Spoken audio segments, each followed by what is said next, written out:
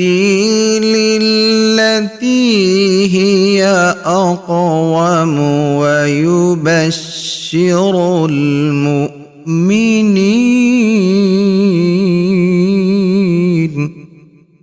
ويبشر المؤمنين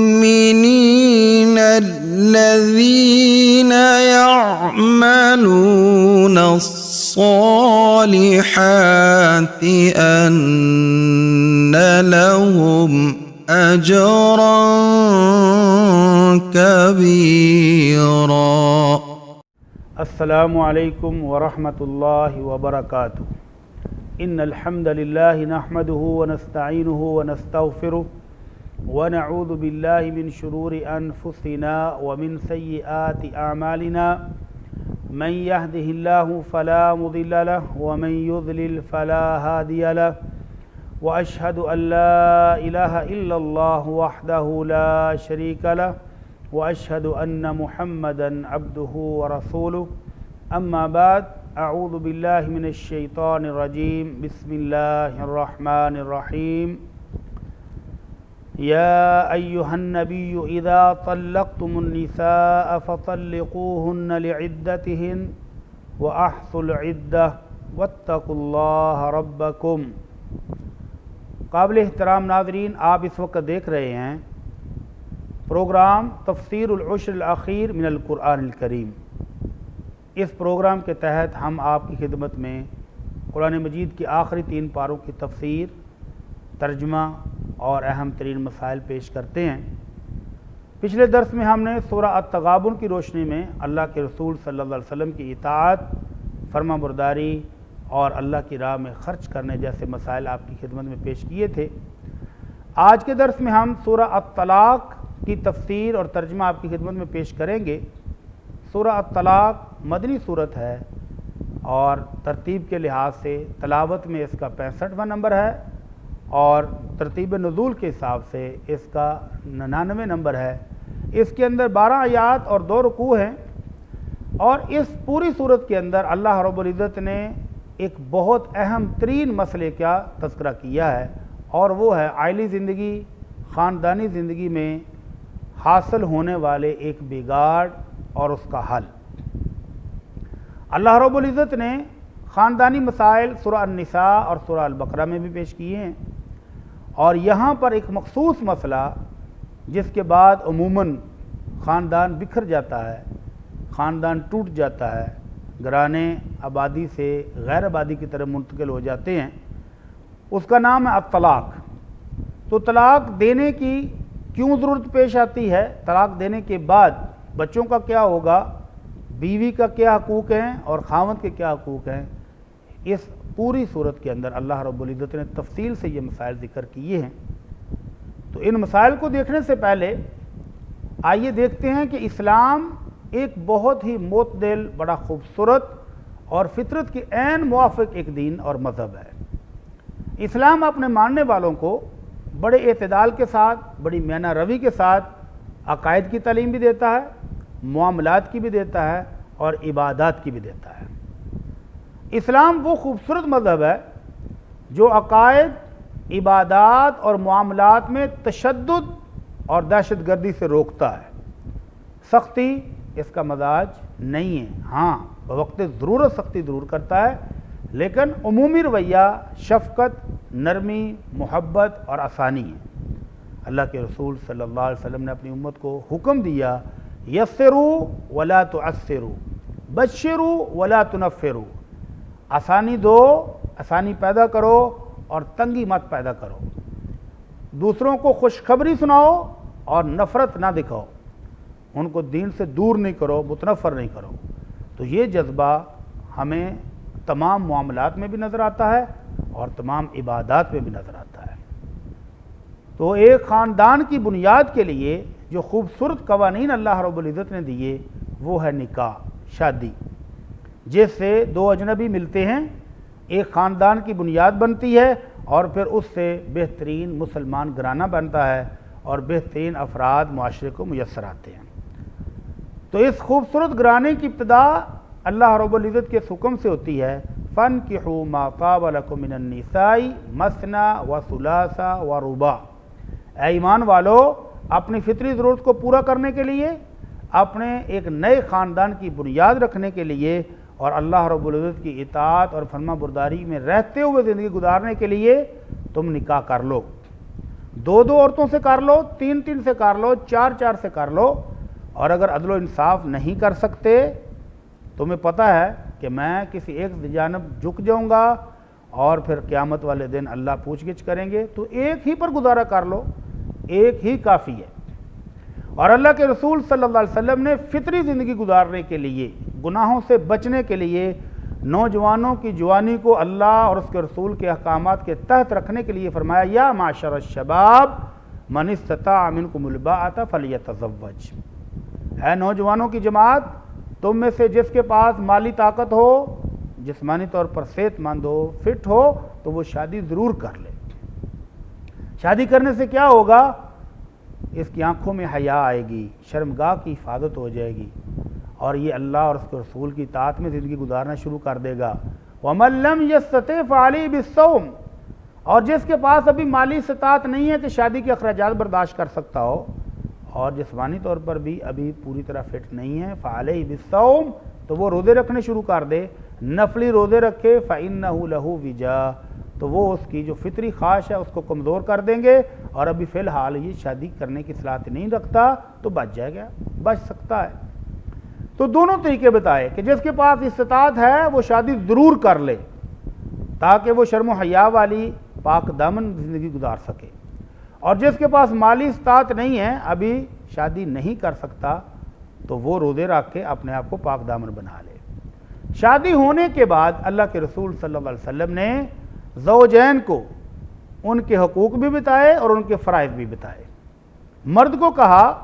کہ جس گھر کی بنیاد تم رکھ رہے ہو اور نکاح کے موقع پر قبول کر کے اپنی زوجہ کو اپنے ساتھ لے آئے ہو، تو یہ اللہ کے حکم سے لے آئے ہو، اللہ کی اجازت سے لے آئے ہو، اللہ کی تعلیمات اور اللہ کے قرآن کے مطابق لے آئے ہو، تو اب اس کے حقوق ہیں۔ حقوق کیا ہیں؟ فرمایا خیرکم لأہلہ وأنا خیرکم لأہلی، تم اس سے بہترین آدمی وہ ہے جو اپنے گھر والوں کے لیے بہترین ہے، اور میں تم سب سے بڑھ کر اپنے گھر والوں کے لیے بہترین ہوں۔ تو پہلا سبق خاوند کو یہ دیا کہ باہر ہنستے ہو، مسکراتے ہو، کہکے لگاتے ہو، دوستوں کی محفل میں بڑے خوشگوار موڈ میں رہتے ہو، تو گھر آ کے بھی یہ موڈ باقی رہنا چاہیے۔ یہ جو گھر میں ہے یہ تمہاری ملازمہ، تمہاری نوکر، تمہاری قیدی نہیں ہے، تمہاری شریک حیات ہے۔ اس کے ساتھ بھی محبت سے پیش آنا، اس کے ساتھ بھی شفقت سے پیش آنا، اس کی ضروریات کا خیال رکھنا، یہ بھی تمہارے لیے ضروری ہے، اور تم بہترین انسان اس وقت ہو جب اس کے لیے بہترین ہو جاؤ۔ اور اگر اس زوجہ محترمہ میں کوئی کمی ہو، کوئی اخلاقی کمی ہو، یا کوئی تربیت کی کمی ہو، یا معاملات میں کچھ تھوڑی بہت کمی ہو، تو اس کو برداشت کرنے کا حکم دیا۔ فرمایا لا یفرق مؤمن مؤمنہ ان سخط منہا بخلق رضی منہا بآخر، اگر اس کی کوئی ایک خوبی اس کو پسند نہیں ہے، کوئی ایک صفت پسند نہیں ہے، کوئی ایک کام اس کو اچھا نہیں لگتا، تو اس کے اندر دیگر خوبیاں بھی ہیں، ان کو دیکھ کے برداشت کرو۔ اور مرد کو یہ تعلیم دی کہ جب تم اللہ کی راہ میں خرچ کرنے لگو تو خرچ کرنے کے بے شمار ذریعے ہیں، بے شمار طریقے ہیں، بے شمار جگہ ہیں، لیکن دینار انفقتہ علی اہلک اعظمها اجرا، جو دینار تم اپنے بیوی بچوں پر خرچ کرو گے وہ تمہارے لیے سب سے زیادہ اجر والا ہے۔ اگرچہ جہاد فی سبیل اللہ میں خرچ کرنا ہے، اس کا بھی اجر و ثواب ہے، مسکینوں غریبوں پر خرچ کرو گے اس کا بھی اجر و ثواب ہے، غلاموں کو آزاد کرنے کے لیے خرچ کرو گے اجر و ثواب اس کا بھی ہے، لیکن وہ دینار جو بیوی بچوں پر خرچ کیا وہ سب سے زیادہ اجر و ثواب کا باعث ہے۔ فرمایا حتی اللقمہ تجعلها فی امراتک، وہ لقمہ جو بیوی کو کھلاتے ہو وہ بھی تمہارے لیے اجر و ثواب کا باعث اور صدقے کا باعث بن جائے گا۔ تو اللہ کے رسول صلی اللہ علیہ وسلم نے مردوں کو یہ خوبصورت تعلیمات دیں تاکہ گھر آباد رہے، خوشگوار رہے، اور ایک دوسرے کو برداشت کرتے رہے، اور اسی طرح برداشت کرنے سے ہی بہترین خاندان وجود میں آتا ہے، اور اس خاندان سے بہترین افراد معاشرے کو ملتے ہیں۔ تو ایک دوسرے کو برداشت کرنے، ایک دوسرے کا خیال کرنے، ایک دوسرے کے حقوق کا خیال رکھنے کا حکم دیا۔ اور صحابی رسول نے پوچھا اللہ کے رسول ما حق زوجت احدنا علیہ، اللہ کے رسول ہم میں سے کوئی شخص بیوی کے کون سے حقوق ہیں جو اس کو ادا کرنے چاہیے؟ آپ نے فرمایا تو طعمھا اذا طعمت، جو کھانا کھاؤ تو اس کو بھی کھلاؤ، واکسوھا اذا اکتسیت، اس کو بھی لباس مہیا کرو جب اپنے لیے لباس بناتے ہو، اور اگر کبھی بات میں گرما گرمی ہو جائے، چپکلش ہو جائے، شکنجی ہو جائے تو پھر اس کو مارنا نہیں ہے،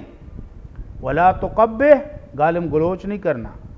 گالیاں نہیں دینی، برا بلا نہیں کرنا، ولا تضرب الوجہ، اور اس کے چہرے کے اوپر نہیں مارنا، اور اس کو گھر سے بھی نہیں نکالنا۔ یہ ایک طرف مرد کو بہت زیادہ خوبصورت تعلیمات دی، اور دوسری طرف نیک سیرت پاک دامن عورتوں کو بھی کہا کہ کلکم راع وکلکم مسئول عن رعیتہ۔ آپ نے فرمایا گھر کا ہر شخص، امت کا ہر فرد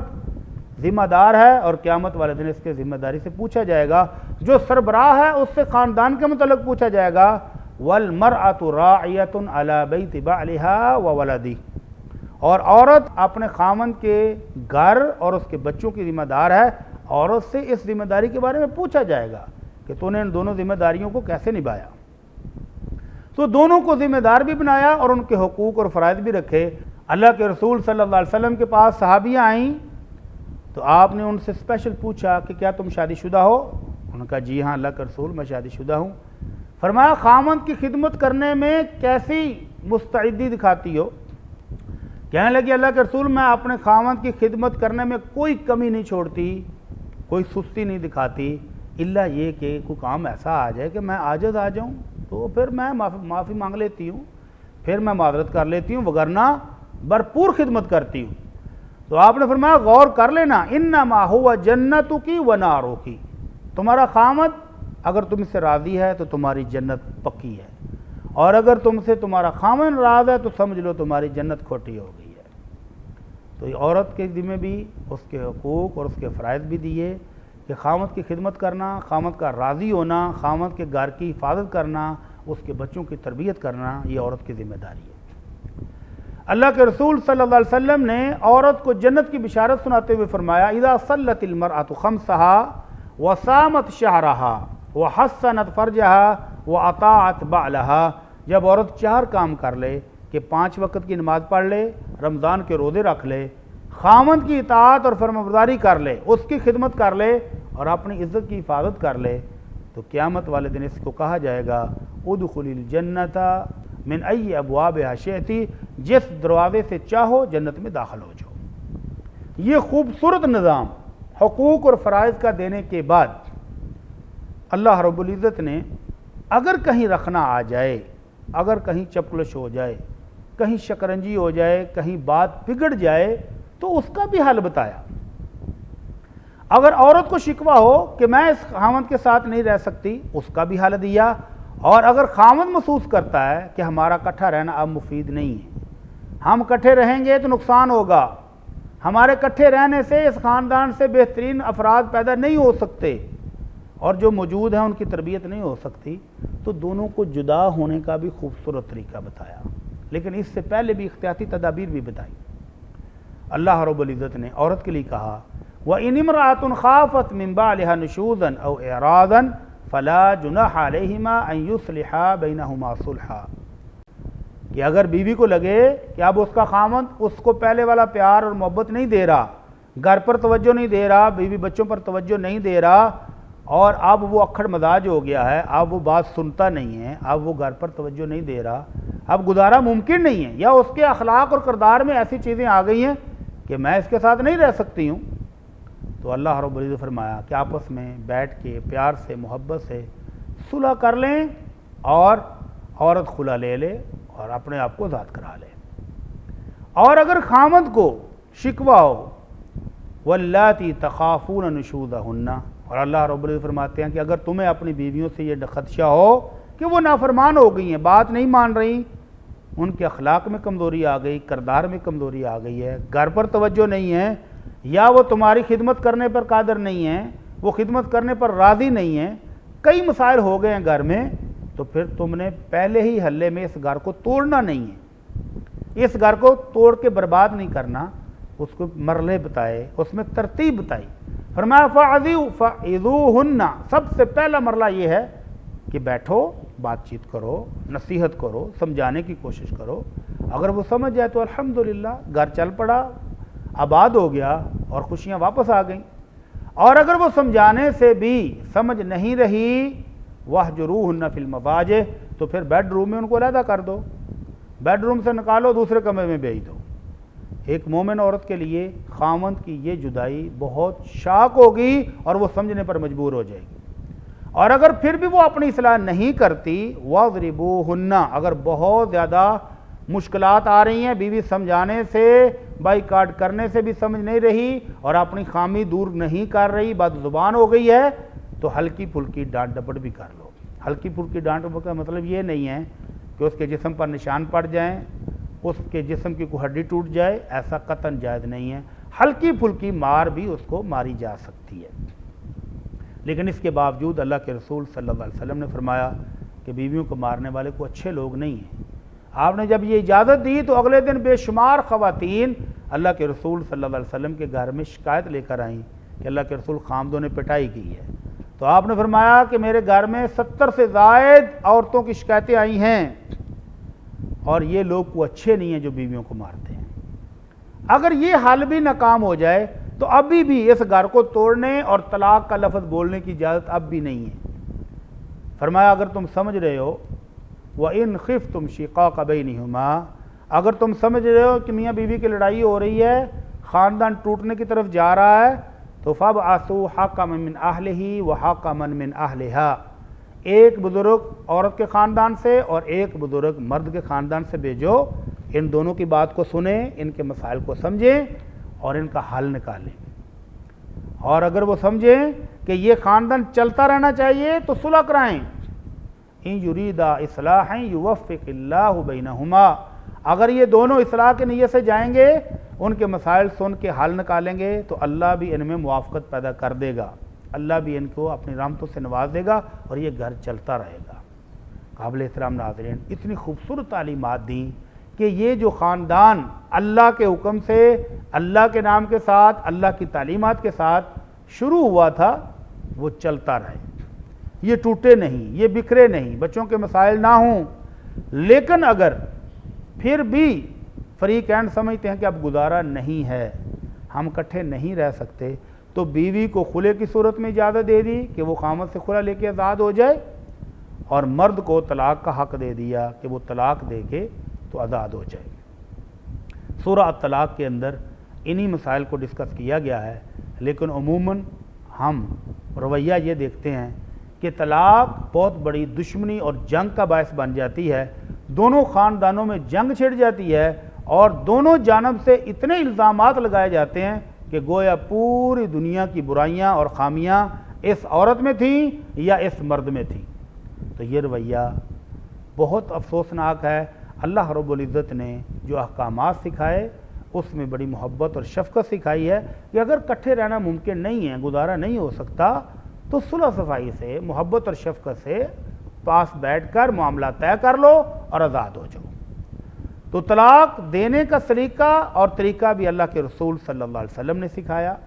اللہ رب العزت نے احکامات دیے، اور طلاق دینے کی جو صورتحال ہمارے معاشرے میں پائی جاتی ہے وہ قطعاً درست نہیں ہے کہ کٹھی بیٹھے ہی اسٹام فروش نے 3 مرتبہ لکھ دیا کہ یہ شخص اپنی بیوی کو 3 مرتبہ طلاق طلاق طلاق دے رہا ہے، اور وہ کہہ رہا ہے کہ یہ بیوی مجھ پر حرام حرام حرام ہے، تو یہ قطعاً شریعت میں جائز نہیں ہے۔ اور اب تو حکومت نے بھی اس پر ایکشن لیتے ہوئے جرمانے کی سزا، قید کی سزا اس پر مقرر کر دی ہے۔ اللہ رب العزت نے جو احکامات دیے وہ انشاءاللہ ہم تفصیل سے پڑھیں گے۔ فی الحال صرف سنت طریقہ سمجھ لیں کہ طلاق دینے کا سنت طریقہ کیا ہے جو اللہ کے رسول صلی اللہ علیہ وسلم نے سکھایا ہے۔ اللہ کے رسول صلی اللہ علیہ وسلم کے بتائے ہوئے طریقے کے مطابق اگر کوئی شخص سمجھتا ہے کہ اب اس کا اس بیوی کے ساتھ گزارا نہیں ہو سکتا، اب یہ خاندان آگے نہیں چل سکتا، اب ان کو جدا ہونا چاہیے، تو اللہ رب العزت فرماتے ہیں الطلاق مرتان، 2 مرتبہ تمہیں طلاق دینے کا حق ہے۔ زندگی میں کبھی لڑائی جھگڑا ہو جائے، تم سمجھو کہ اب نہیں چل سکتے تو ایک طلاق دے دو۔ اور اللہ کے رسول صلی اللہ علیہ وسلم نے تعلیمات دیں کہ طلاق دینے کے لیے ان دنوں میں طلاق دو جن دنوں میں تمہاری عورت پاک ہو، مینسس کے دن نہ ہوں، ماہواری کے دن نہ ہوں، اور ان دنوں میں میاں بیوی کی ملاقات بھی نہ ہوئی ہو، خاوند نے ہم بستری بھی نہ کی ہو، اور پھر صرف ایک طلاق دے دے۔ اب طلاق کے بعد اس عورت کی عدت ہے، اور اس عدت کے دوران اگر صلح ہو جائے تو الحمدللہ خاندان بچ گیا، پھر کٹھے رہیں، اور اگر وہ کٹھے نہیں رہنے چاہتے تو اسی ایک طلاق کی عدت گزرنے دیں، اور عدت کے بعد بیوی آزاد ہو جائے گی، وہ آگے شادی کر سکتی ہے اور خامد بھی شادی کر لے، اور یہ سلسلہ ختم ہو جائے گا۔ تو یہ ہے سنت طلاق۔ اور اس کے مقابلے میں ہے بدعتی طلاق، بدعی طلاق، اور طلاق وہ بھی لاگو ہو جائے گی۔ اللہ کے رسول صلی اللہ علیہ وسلم فرماتے ہیں ثلاث جدہن جد وہزلہن جد، تین مسئلے ایسے ہیں کہ اگر اس میں ہنسی مذاق سے بھی وہ کیا تو وہ ہو جائے گا، وہ سنجیدہ ہی سمجھا جائے گا، اس میں سنجیدگی اور مذاق دونوں برابر ہیں، اور ان میں سے ایک طلاق بھی ہے کہ اگر کسی شخص نے ہنسی مذاق میں اپنی بیوی کو طلاق دی تو وہ بھی ہو جائے گی، اور اگر پوری سنجیدگی سے دی تو وہ بھی ہو جائے گی۔ تو بدعی طلاق یہ ہے کہ خاوند اپنی بیوی کو مینسس کے دنوں میں طلاق دے دے، یا اپنی بیوی کو 3 طلاقیں یا 3 سے زائد طلاقیں، جیسا کہ عربوں کے یہاں رواج تھا، وہ کٹھی دے دے، یا اس طہر میں طلاق دے دے جس میں وہ ہم بستری کر چکا ہے، یا ان طہر کے دنوں میں دے دے اور 3 طلاقیں باری باری دے دے، تو یہ بدعی طلاق ہے۔ ہو یہ بھی جائے گی لیکن یہ سنت کے خلاف ہوگی، اور اس وجہ سے وہ گناہ گار ہوگا۔ قابل احترام ناظرین، طلاق خاندان کے اس سسٹم کو ختم کرنے کا نام ہے، لیکن اس کو ختم کرتے ہوئے بھی اللہ رب العزت فرماتے ہیں فَإِمْسَاكُمْ بِمَعْرُوفٍ أَوْ تَسْرِيحٌ بِإِحْسَانٍ۔ اگر تم سمجھتے ہو کہ یہ گھر بسنا چاہیے تو اچھے طریقے سے بساؤ، اخلاقیات کے ساتھ، اچھے کردار کے ساتھ، اچھی گفتار کے ساتھ، میٹھے بول بول کے، محبت سے، شفقت کے ساتھ رہو، اور اگر چھوڑنا ہی ہے تو ڈھیروں الزام لگا کے نہیں، گالیاں دے کے نہیں، جنگ لڑ کے نہیں، دشمنی پیدا کر کے نہیں، بلکہ او تصریح باحسان، احسان کرتے ہوئے خوبصورت طریقے سے طلاق دے دو۔ تو ہمارے معاشرے میں جو چل رہا ہے، معاشرے میں طلاق دیتے ہوئے جو دشمنیاں بڑھ رہی ہیں، بچوں کا بٹوارا ہو رہا ہے، بچوں پر ظلم ہو رہا ہے، ماں پر ظلم ہو رہا ہے، اور کبھی خاوند پر ظلم ہو رہا ہے، تو یہ ظلم و ستم کسی طور بھی اسلام کی تعلیمات کے ساتھ میل نہیں کھاتا ہے۔ بلکہ مجھے یاد آ رہا ہے کہ وہ ایک عربی جس نے ہمیں اخلاق سکھائے، جن کو ہم دیہاتی کہتے ہیں، جن کو کہتے ہیں کہ ان کو تعلیم نہیں ہے، ان کو مینرز نہیں آتے، اس نے کیا خوبصورت اسوہ پیش کیا۔ دیہاتی نے کسی وجہ سے اپنی بیوی کو طلاق دے دی تو دوست کٹھے ہو کر آئے، پوچھنے لگ گئے کہ کیا ہوا، کیوں طلاق دی؟ تو عربی نے بڑا خوبصورت جواب دیا کہ بھائی یہ ہمارا اپنا خاندانی مسئلہ ہے، تمہیں اس میں دخل دینے کی ضرورت نہیں ہے، اور ابھی وہ عدت میں ہے، رجی طلاق میں نے دی ہے، ہماری صلح بھی ہو سکتی ہے، تو تمہیں دلچسپی لینے کی ضرورت نہیں ہے، میں جب چاہوں اس سے رجوع کر سکتا ہوں، اگر اللہ نے چاہا تو ہم دوبارہ اکٹھے ہو جائیں گے، لہذا یہ ہمارے گھر کے معاملات ہیں، تم دخل نہیں دو۔ عدت گزر گئی، رجوع نہیں ہوا، تو مطلب طلاق پکی ہو گئی ہے، عورت آزاد ہو گئی ہے، اور اب وہ آگے کہیں شادی کرنا چاہے تو کر سکتی ہے۔ دوست پھر آ گئے کہ اچھا اب تو تم نے رجوع بھی نہیں کیا، اب تو وہ تمہاری بیوی بھی نہیں رہی، اب تو بتاؤ کہ کیا ہوا تھا، کوئی قصہ، کوئی سٹوری تو ملے، کوئی بریکنگ نیوز تو دو۔ عربی نے پھر بڑا خوبصورت جواب دیا، کہنے لگا ابھی وہ شریف عورت، چلے ہمارا گزارا نہیں ہو سکا، ہمارے مزاج نہیں ملے، ہمارا گھر نہیں چل سکا، تو اللہ کو یہی منظور تھا، لیکن ابھی وہ منگنی کے پیغامات آ رہے ہیں اور وہ شادی کرنا چاہ رہی ہے، اور اگر تم یہ چاہتے ہو کہ میری زبان سے کوئی ایسے الزام سنو جس کو تم مشہور کر سکو اور اس کو شادی سے محروم کر سکو، تو یہ ظلم ہے، زیادتی ہے، یہ میں نہیں ہونے دوں گا، وہ شریف عورت کی شادی ہونے دو۔ کچھ عرصہ گزرا تو اس کی شادی بھی ہو گئی۔ دوست پھر چسکا لینے کے لیے آئے کہ اب تو بتا دو کہ کیا ہوا تھا، کیوں طلاق دے دی تم نے؟ کہنے لگے دیکھو اب وہ کسی خاندان کی عزت ہے، اب وہ کسی شخص کی بیوی ہے، اب یہ ان کے گھر کا معاملہ ہے، اب ان پر انگلیاں اٹھائیں گے تو یہ اچھا نہیں ہوگا، اور کسی کی عزت کو تار تار کرنا میں مناسب نہیں سمجھتا ہوں۔ تو اس خوبصورتی کے ساتھ طلاق دی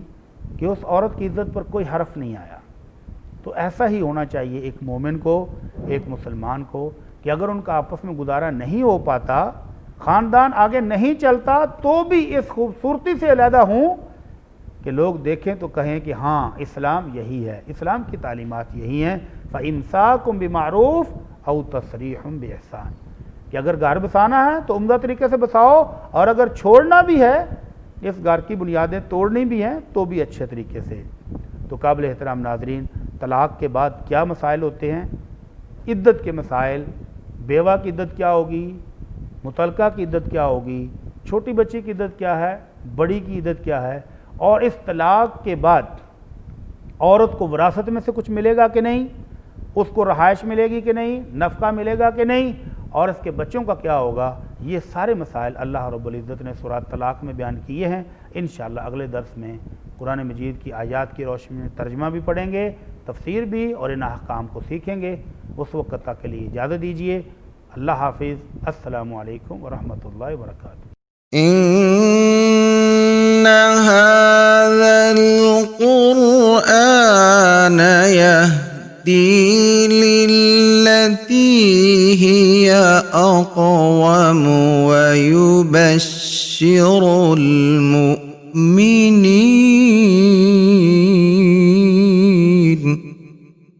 ويبشر المؤمنين الذين يعملون الصالحات أن لهم أجرا كبيرا۔